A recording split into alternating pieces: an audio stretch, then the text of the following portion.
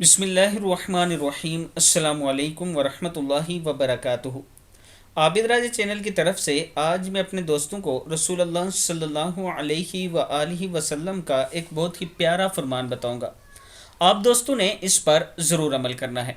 رسول اللہ صلی اللہ علیہ وآلہ وسلم نے ارشاد فرمایا، حضرت عمر رضی اللہ تعالیٰ عنہ فرماتے ہیں کہ رسول اللہ صلی اللہ علیہ وآلہ وسلم نے ارشاد فرمایا، جو شخص کسی مصیبت زدہ کو دیکھ کر یہ دعا پڑھ لے، الحمدللہ الذی عافانی مما ابتلاک بہ وفضلنی علی کثیر ممن خلق تفضیلا، تو اس دعا کا پڑھنے والا اس پریشانی سے زندگی بھر محفوظ رہے گا، خواہ وہ پریشانی کیسی ہی ہو۔ ترمذی کی حدیث ہے کہ جب آپ کسی دوسرے کو پریشان دیکھیں تو فوراً سے یہ دعا پڑھ لیا کریں، تو وہ پریشانی آپ پر نہیں آئے گی۔